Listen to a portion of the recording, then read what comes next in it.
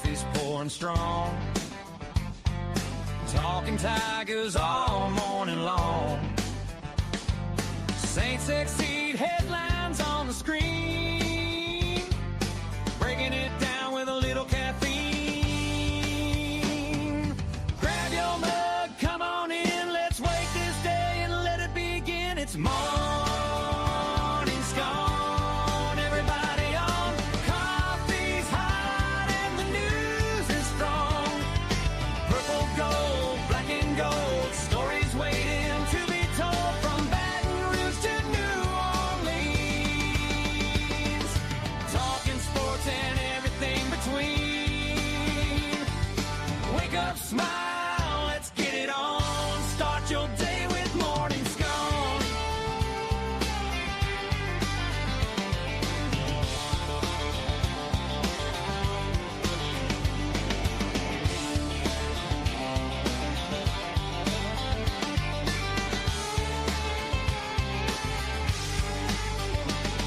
It's Morning Scone. Everybody on. Coffee's hot and the news is strong.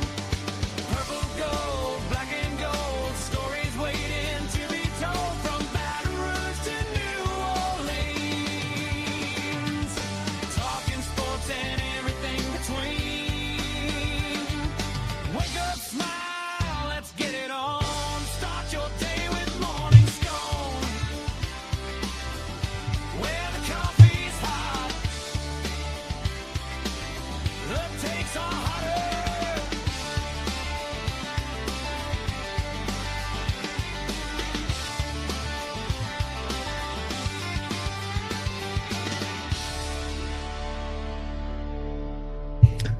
Okay, what's up, everybody? Good morning. Welcome to a Friday edition of Morning Scone presented by Brock, the Baton Rouge Orthopedic Clinic, Parish Construction and Roofing. Need an orthopedist? You go to Brock, need a roof, call Parish. Remember, today is the deadline to enter for the free fortified roof giveaway. Go to parishbuilt.com, parishbuilt.com.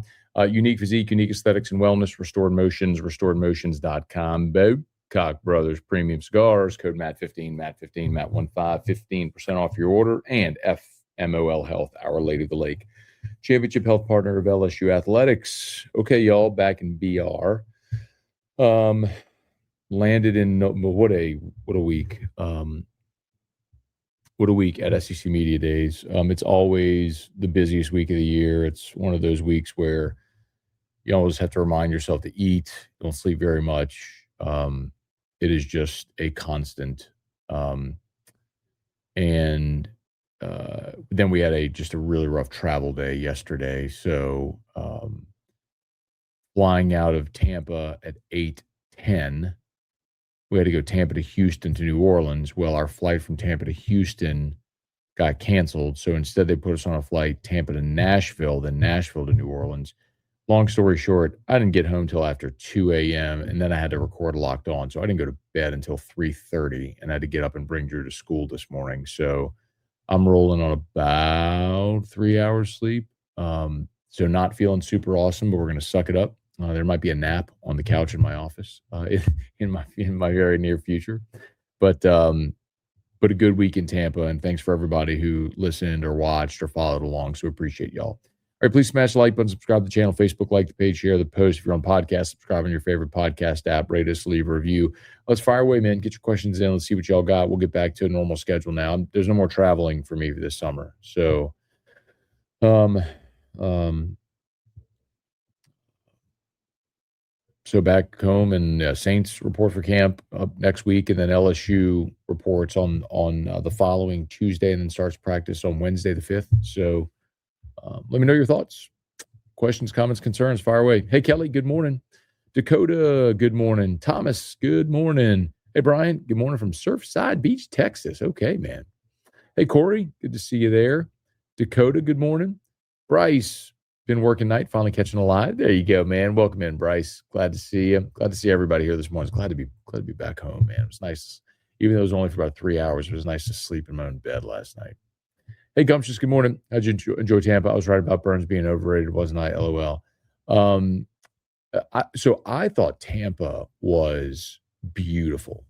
And I didn't get to explore the whole city, but where we were down by the waterfront um, was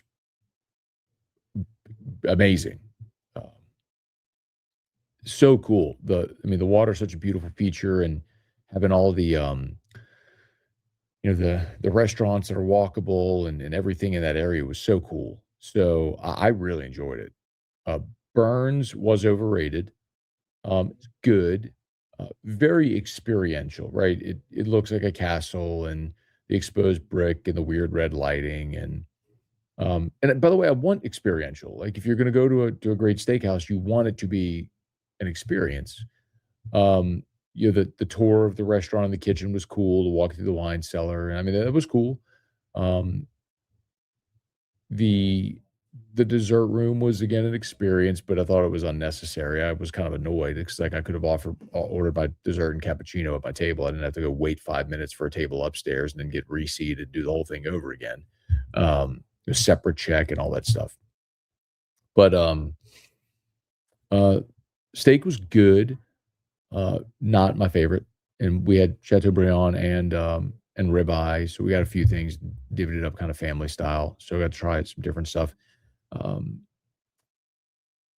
it was funny. It was me, Hunt, Ross, Dellinger, and Cobble went, and they're raving about like the onion strings, and I'm like, go to a world class steakhouse. You shouldn't be raving about the onion strings. You shouldn't even need the onion strings. You know what I mean? But it's good. Like it was good. It just wasn't. I wouldn't put it in my. I probably wouldn't put it in my top 10 as far as steak. Tiger Diver, good morning. Who's your favorite interview media days? I thought Whit was awesome yesterday. If y'all missed my interview with Whit Weeks, go back and listen to it. Whit is great energy, always smiling, great personality, tons of energy. I love that about him. A lot of times, and he's been around a long time, a lot of times, though, he will sort of default to cliches, coach speak, which is okay. I mean, it's hard to like be quotable every time you open your mouth. But I thought yesterday he was awesome. Talking about Levitt got me really excited. He gave me a 5-minute explanation of his injury. If you missed that, man, it was, so much detail and to narrow it all down effectively, he wasn't even recovered from the ankle injury after the bowl game last year in fall camp. So there were days in fall camp where he was just not, he was taking a day off and not, it was because he was not yet healed from the ankle injury he suffered against Baylor in the bowl game. And so even when he did play a year ago, before he re-injured it against Ole Miss, he still wasn't 100%. So you got a shell of Whit Weeks a year ago. So what does it look like? And he said finally in May, he felt 100%. And he said not just in football, like in life, just walking around in life felt 100%. And he hasn't felt that way since December of 24. So I thought that was fantastic. I thought Whit was great. Hey, Devin, what up? Have a bulging disc in my back because I went to the doctor. Now getting treatment. LOL. Wait, you have a bulging disc because you went to the doctor? What happened? Hey, Brad, good morning. In Greg Sankey's speech, he said in 2009, he was interviewing for another commissioner's job. Do you know what job he was referring to? I would have to go back and listen. I mean, he was in the Sun Belt, wasn't he?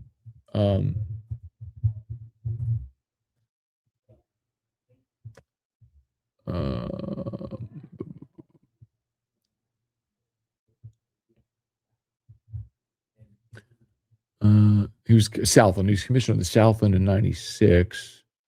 2002 joined the SEC. So no, I don't know what he interviewed. I could ask.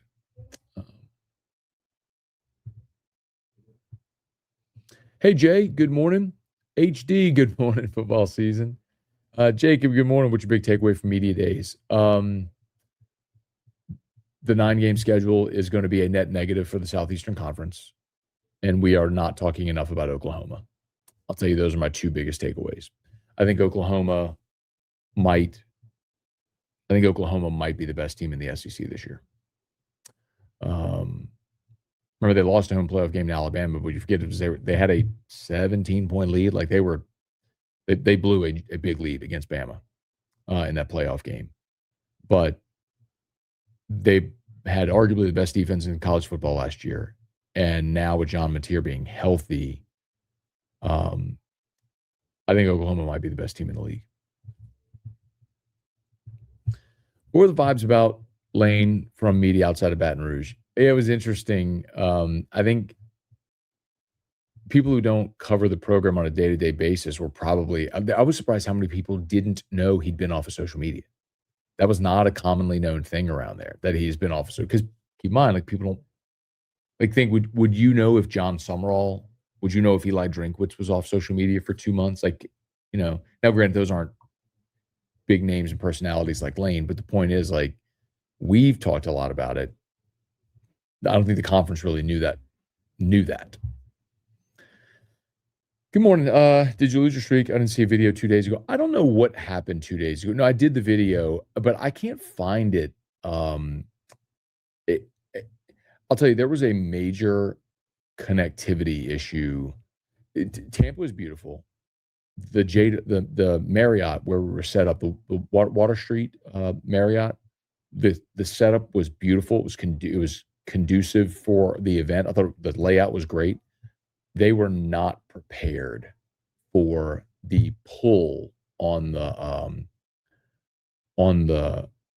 bandwidth that having all of those radio and TV stations, what it was going to take. And so there was major connectivity issues. The Wi-Fi was atrocious. Even yesterday, the wired internet failed. I mean, they were just not, they were not ready for that. I'd love to go back. I'd love for media days to go back to Tampa. But they would have to fix those connectivity issues. So anyway, all that to say, yes, did the show. It was a little later. But I think I don't see it on YouTube. I think maybe it only streamed to Facebook. It was a short show, but yeah, Streak's alive. AI Scone. Absolutely. That song's great too. Brad, I looked at Burns online, and you're right. Looks like a castle on the inside. Yeah. It's very interesting. Mr. Feelgood. Morning, Matt. Do you know if there's a medical reason Kiffin is always clearing his throat when he's speaking? I don't. And I sat down with Cole Kubelik yesterday on his show on Jocks. And he brought that up. Like, Lane looked nervous, clearing his throat. I said, wait, like, he does that all the time. And he's like, that's not something he's always done. I was like, okay, I wouldn't know that. I say, but even from his introductory presser at LSU, I mean, he did that 50 times in his introductory presser, and he does it every time he's at the microphone. But I said, I thought it was like a tick or something like that.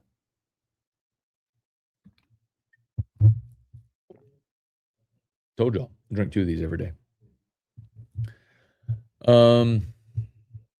I think Sam leading practice was calculated move by Lane to justify him not being in media, although I understand reasoning on why not to send him.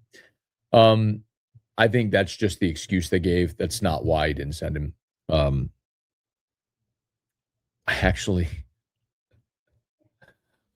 hesitate to say this because I don't know it's true. I just don't know that it's that big of a deal. And I think that's sort of the point here. I think Lane just kind of forgot. I think they probably submitted the names months ago, and he just was like, we had TJ Daugherty went last year at Ole Miss. He brought him last year at Ole Miss. Whit is a great leader, and like Trey is going to be a huge star on the team. And so I think he just submitted those 3, and that was it, and didn't really think of it. That was one explanation I was given, by the way.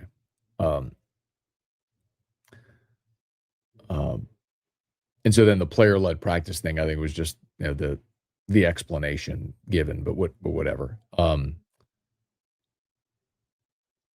I think what it goes to show you is, like, for us, meaning the media, like media days is such a big deal. I mean, it is a heavy lift to like we plan calendars around this, right? To make sure you have shows for that. I mean, when we go through the budget process, like we start budgeting for the next calendar year in like September, October. So when we get into Q4, we start the budget process. So we're thinking about media days in July, in October, like when we start to budget for it, like who's going, what's it going to cost, flight, like looking expensive. So I mean, it's something that's very present on our mind. We do shows there, tons of content. So for us, it's a big deal that week in July. I think for the players and coaches, it's just not as big a deal. And so I think that's what happened. Dakota, Lane Kiffin did a fantastic job answering the media's questions. Lane's polished. I mean, he was an NFL head coach. He's been a college coach at Tennessee, USC, Ole Miss, LSU. I mean, FAU as well. I'm saying he's had major college football jobs. Like he's very experienced and polished. Hey, Brad, let's see. Do you normally come home on Fridays from media days? I remember you're usually not on air Friday. No, so you actually got it backwards, Brad. Normally we leave on Thursday, but I leave. We pack up and I just record interviews for the whole show, and then Musso runs it from studio. Then I'm back on air Friday in studio. So that's what we did. But because yesterday was LSU day, and the problem is the event's over by the time I'm on air, so it doesn't make a lot of sense for me just to sit there in an empty hallway in a hotel while nothing is going on. So that's why I've always recorded the show on Friday, or on Thursday, but because it was LSU day and Texas was last. And so Texas didn't finish until 5 Eastern, so 4 Central. Like it was still going on while my show was on air. So I'm like, well, I probably need to hang. So we booked a later flight to come home last night, but we had the internet connectivity issue. So I couldn't do my show anyway. Like we had no wired internet. So thank God I had all the interviews recorded.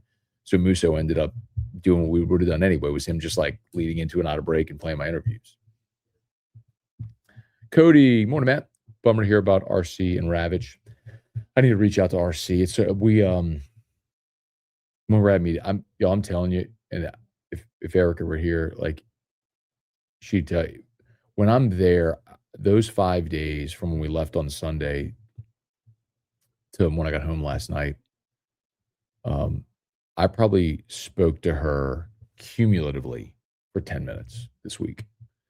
It is, and most people don't understand. If you've never been into that environment, you're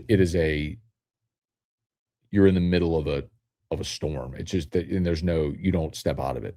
So, I mean, it is every waking moment. So, I don't really get a chance to do anything else while I'm there. So I hadn't reached out to RC yet. I haven't even really seen the whole story. I just saw that ESPN let him go as part of layoffs. So I need to reach out to him. I love him, man. RC's a good man. I mean, I know he has big opinions and is controversial as a result because he has strongly held opinions. But the thing I say is I don't care if you agree with him or disagree with him. I mean, we all have opinions. People don't agree with me all the time, which is fine. But he's a good man, and he's a good friend. And I'm bummed for my friend. No. Hey, Phil. Good morning. Glad you're home and safe. Thank you, Phil. Michael, good morning. Thanks for the spectacular SEC Media's coverage. Excited for the upcoming season. Thank you, Michael. Appreciate it, man. Thanks for following along. Jacob, did you eat anywhere good in Tampa? Ate a lot of fish in Tampa. I don't know that I had a great meal, but everything was walkable at the restaurant. We had the first night there was this. It was called American Social, big hard to say like a high-end sports bar, but it was like a nice restaurant that had TVs and a bar atmosphere. It was the night of the World Cup. It was last Sunday. When we got there, we ate there, and I had a piece of salmon. It was really good. I had salmon, I had grouper twice, and then I had a grouper sandwich. I had a lot of fish this week. I need some beef in my life. Hey, Craig. Excuse me. Hey, Craig. Excuse me, Craig. Good morning. Tigers baseball. Watched 2005 Peach Bowl highlights this morning. One of those games I forgot about until it popped in my feed. That was a lot of fun, man. That was a top 10 matchup. LSU against Miami. Of course, LSU lost the SEC championship game that year to Georgia when they didn't have a bye because of course, Hurricane Katrina and the jumble of the schedule. But that was a fun way to end the season. I was there. I was covering that game. Thomas, good morning. Ready for the season to start. Hey, Patrick, good morning. Did you hear anything from Lane of the players that stuck out to you? Maybe you hadn't heard yet. Well, if you missed it at the beginning, I talked about Whit. And oh, by the way, please, there's 200 of you watching. If you would, I would be so grateful if you would go check out my Locked On LSU episode today. I recorded that thing at like 3 o'clock in the morning. And so, like, even if you just go hit play and turn the volume down and let it run on YouTube or podcast, I would be very, very grateful. I'd be very grateful. But I thought Whit was great. I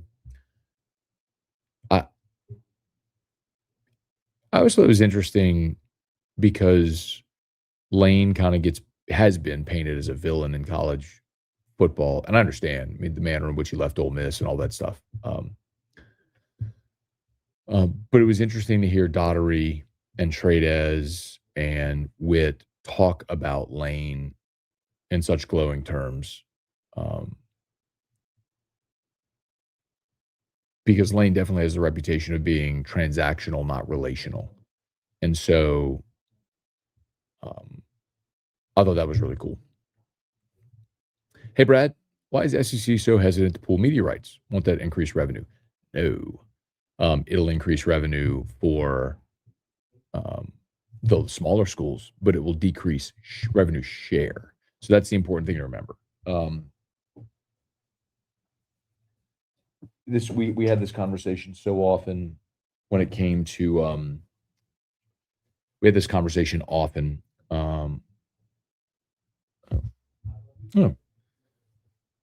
we had this conversation often about conference realignment, conference expansion. People always ask, well, why don't you add this school or that school? Because you have to, it's not just about increasing revenue.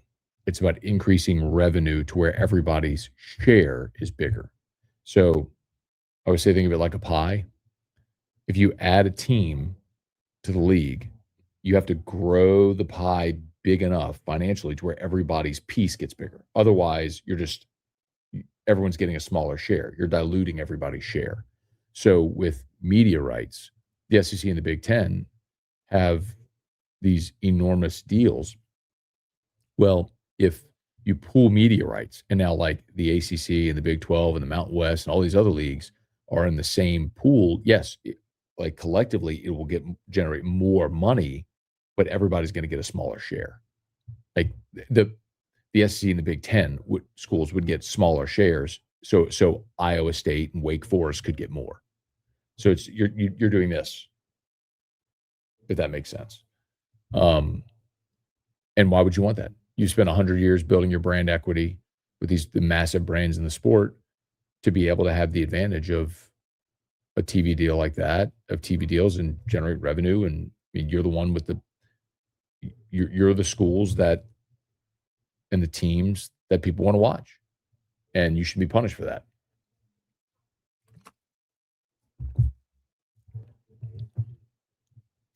That entire waterfront area on Water Street, Sparkman Wharf, is a new multi-billion-dollar development. It's been years in the making. It's very nice. Yeah, it was wonderful. Hey, Jeffrey, good morning. Ryan, good morning. I wanted to ask, what was your thoughts on Clark being fired from ESPN? Some just talked about that briefly. I don't know the story. If it I just saw that he was let go, but I don't know the whole story. I'm disappointed for my friend. Gulf South Bleacher Report listed the Mount Rushmore of NOLA pro athletes as Breeze, CP3, Cam, AD. Thoughts? My thoughts are that a Mount Rushmore topic is one of the laziest things anybody could possibly do, and I don't care. Tala, hello, good morning. Josh, good morning. What's the linebacker room looking like with playing time? You know what? That's another thing that I probably need to go clip is I asked, was it Whit or Daugherty? I asked one of them that question. because like Daugherty led the SEC in tackles. Whit was second 2 years ago. Devon Keys was third last year. So,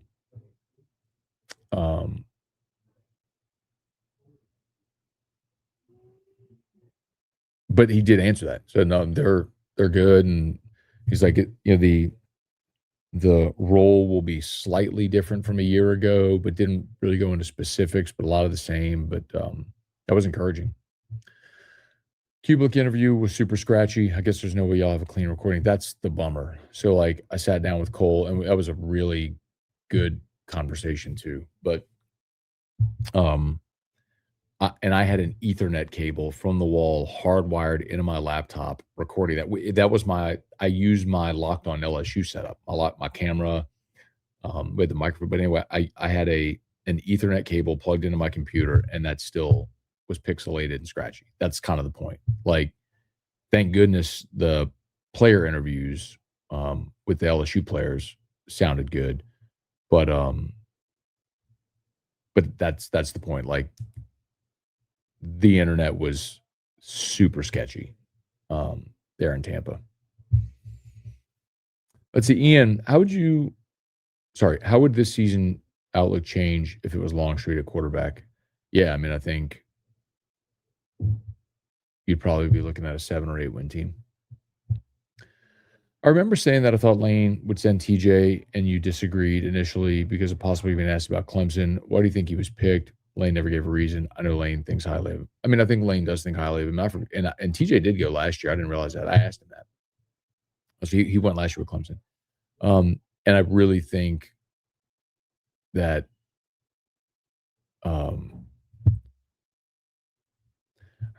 Lane just didn't give it a lot of thought. Really. I don't think Lane gave it a lot of thought. I think he was just like, okay, yeah, well, whatever. And they submitted those names 2 months ago. So, hey, Carrie, 112 pair of Jordans. We need 112 stories on social media.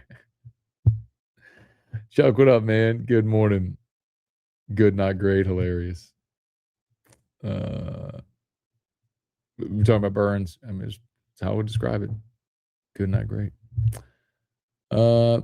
Jeremy, good morning. Tiger Poppy, good morning. Jeffrey, I saw Saban wanted all the Power 5 games on schedule. I mean, he's been saying that, and I do too. But he wants that he wants uniformity for every league. Like, you're not going to be in the SEC play all Power 5 if the Big Ten, the ACC, the Big 12, they're not going to do the same. I agree with Oklahoma. I think Florida's a sneaky team also. I don't know that Florida has the talent to compete. That's the one big difference there. Thomas. So, Thomas, what are we going? I know, look, I did the show on my phone, I think every day except one this week. I think the first day we were there, maybe I did it from my laptop so I could play the jingle. But when else would I have missed the when else would I have missed it? When I actually had an opportunity, when I wasn't doing it from my phone. Parish Construction and Roofing. At Parish, we've got you covered. From the top of your roof, all the way down. Parish Construction and Roofing. Parish built. Parish built. Parish built. From your hometown. ParishBuilt.com. Hey, remember, today is the deadline. Today's deadline to enter to win a free fortified roof from Parish Construction Roofing. Go to ParishBuilt.com, ParishBuilt.com. They'll trade as LeBron to the Sixers. I did ask him about that. Hey, Dad, good morning. Excuse me, Jeffrey, was Russ Mitchell there? No, Russ has been in media days and years. Man, I'm happy for Burt getting his name on the stadium. But is there enough room for all the guys coming up? If Burt's on the stadium, doesn't Jamarcus have to be? I don't think so. I mean, Burt Jones was a first-team All-American quarterback Jamarcus wasn't a first team All American. Um, what's the standard you're looking at there? Uh,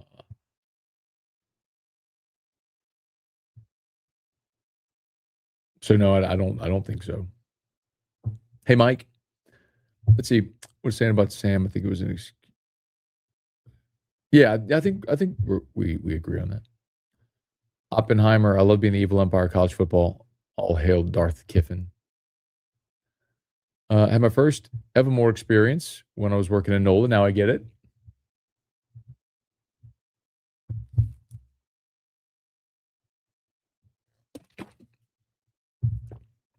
Drink Evermore.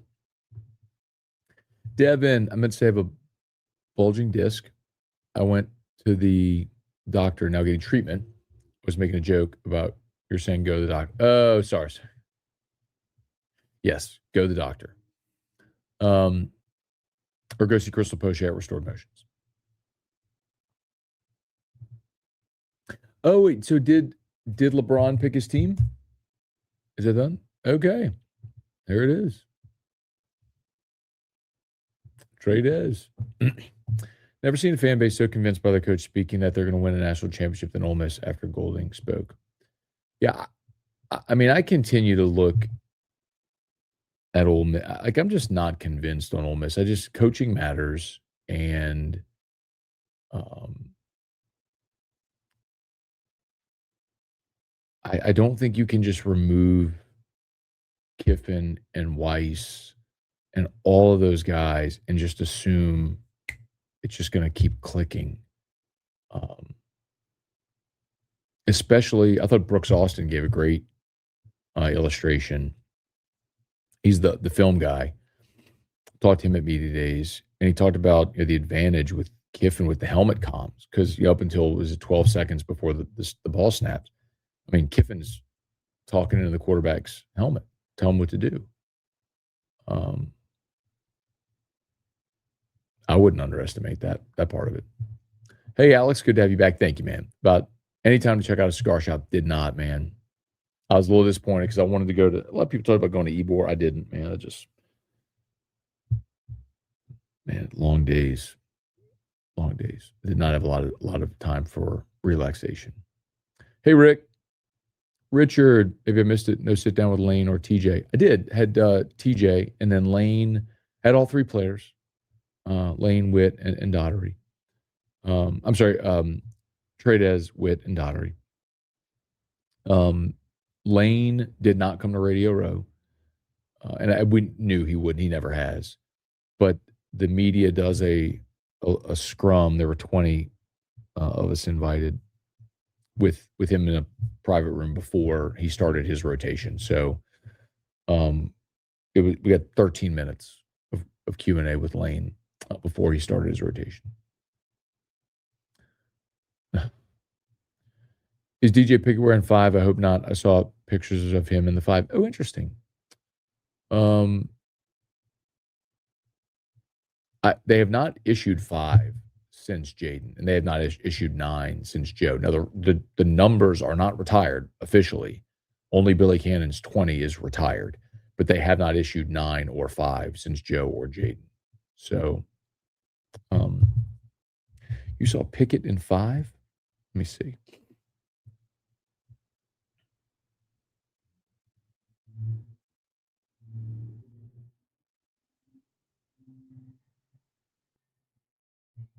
I'm looking at him on Instagram, and it's in 3.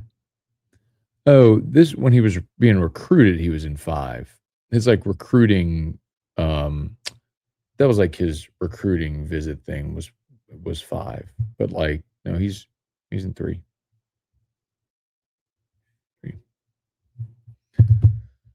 All right, y'all. I might get going here. It's 11 o'clock. Probably gonna try to jam out a bonus locked on and maybe take a nap and then get ready for AFR. Hey, Brett. Good morning. Man, where am I? Golly.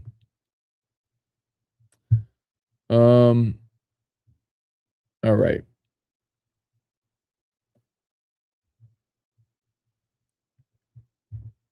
I've heard you say this for a while. Ninth conference game adds a loss for half the team. No one talks about how it adds a wins for half the league, but it doesn't.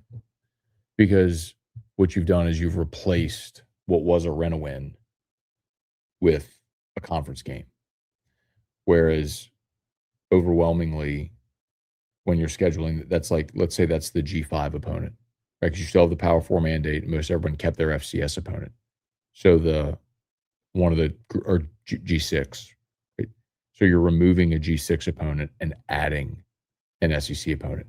Like I think Brian Haydad from Mississippi State told me, like they removed Troy and added Bama this year. Well, that's why. You're removing what was a win universally for every team, and instead replacing that for half the teams with a loss. So you're not adding a win for half the league. Because the win would have been assumed for all the teams against their G6 opponent. Who do you think will be the starting running back for LSU week 1? Well, I mean, Dylan Jones and Harlan Berry will be the two. Who takes the first snap? I don't know.